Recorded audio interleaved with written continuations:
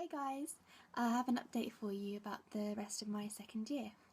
I'm sorry it's been such a long time coming. I've had some real problems with technology and filming and all these other bits and bobs, and so I think we finally sorted it. So the first thing I've got to tell you guys about is the 2 placements that I did while I was away. So I remember telling you guys that I was going to do A&E, and it was probably one of my favourite ever placements when I did it, because there was so much to learn from so many different things. So you'd get lots and lots of patients in a day, so there was always lots to see. And because you couldn't predict what was going to come through the door, you always had to be on your toes and prepared for anything. And there'd be a real mix of things, so there'd be like bumps and bruises and things that were really quite minor, that maybe just a emergency nurse practitioner would deal with, and the patient would go home. Sometimes they wouldn't even need any treatment, or if they did, it'd be very minor. So I got to be involved in a lot more of those situations. So for example, if the child needed a fluid challenge because they were dehydrated, I could just get on with it. Someone would watch me make up the oral solution for rehydration, give it to the patient, monitor them, hopefully they could go home, that sort of thing.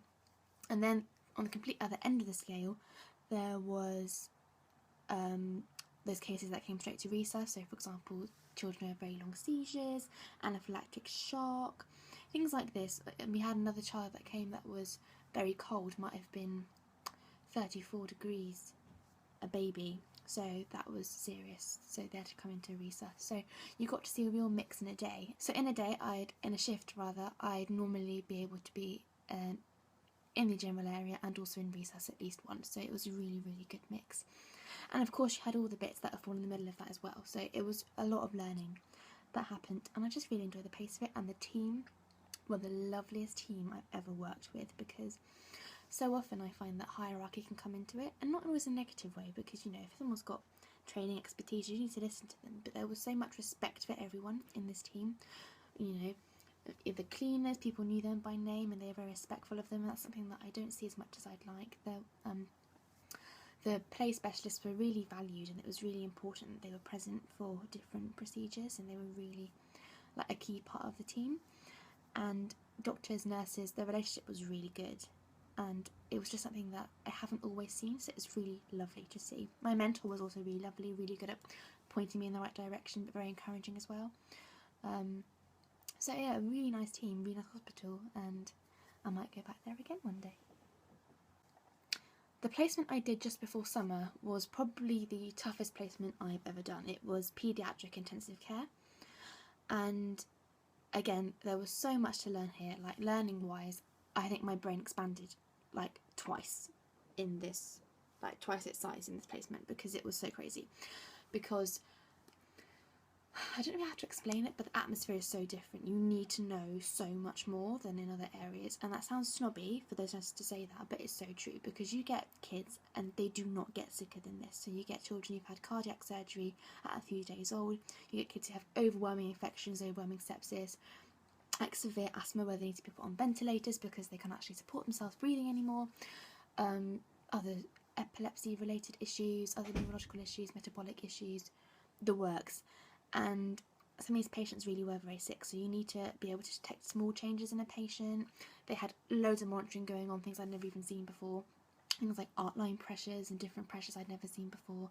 I had to learn about different kinds of ventilation and what the different monitors were telling me, and I did find it really intense, and it took me a little while to enjoy it because I had a bit of a problem with my mentor. It's something I'd not been so used to before, I have to say, but it wasn't that she was like bad teaching or anything, but I found it difficult to gauge what to do with her. So she'd say, you need to be more proactive in doing X, Y and Z, but then when I tried to, it was, what are you doing then? It was very difficult to gel. And then she had really big expectations of me sometimes, asking me to do things that even qualified staff, I'd just be like, I need more training, you need to calm down.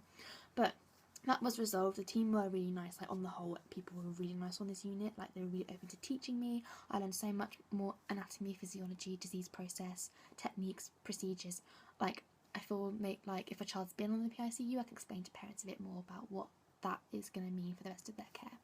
So even if I don't end up working there, because it is a very overwhelming environment, and I don't think I'm such a fan of the kids being ventilated and intubated, and it's quite difficult to support parents, because as a student I was trying to learn about the progression of their child and what their illness meant for them, but because it was very complex stuff, I felt like I could give less informed support than I would have liked to. But of course you did try with all the other stuff, like offering tea, offering a chat, offering just to sit down and take a break. So you do what you can, but I think I definitely prefer children that are self-ventilating, or if they're ventilated it's non-invasive and you get interaction with them as well, because when I had patients who were self-ventilating on PICU, I definitely enjoyed my day more because I could ask them and how they were doing and what they felt their pain was like, and it's so difficult to gauge those things when a child's on a ventilator, intubated.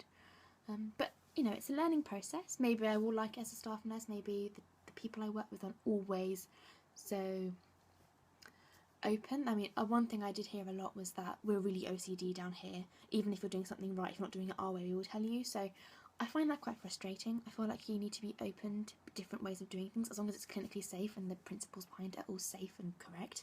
You shouldn't be saying it's not the way exactly I would do it, so therefore it is wrong, because that's very closed and it means you don't develop your practice. But anyway, enough ranting from me. I did really enjoy the placement. It's definitely opened my eyes to lots of different things. I've learned a lot, and overall it was a good placement, so just very tiring and very stressful.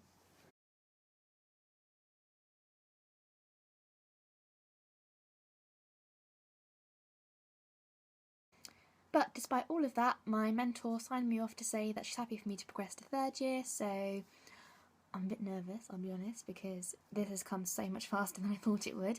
But at the same time I feel like I'm ready to come out of the second year box, because it means that I won't feel so restricted, because of course I really still want supervision, I really still want support, but I would love to be able to develop my own way of working, because I feel like that would really help things like time management for me, because that is what I feel like from my placements I still quite not mastered.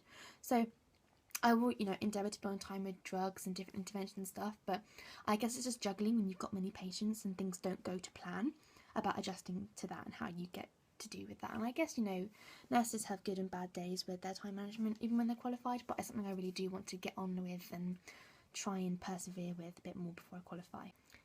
I guess that just means I've got to talk about assessments and things. I did a pharmacology exam and it was very difficult. I found it so hard because it was a very broad module and a lot of it had adult focused medications and treatments that I'd never seen. So I just had to read about it to find out what that meant and try and make sure that I got the correct answers. And what did frustrate me about the module as well was that while the information wasn't always wrong, it wasn't always so in tune with practice. So for example, the lecturer told me we never use aspirin in children, and I know for a fact that you do. Things like cardiac surgery, after cardiac surgery, when they come off the heparin, they go on the aspirin.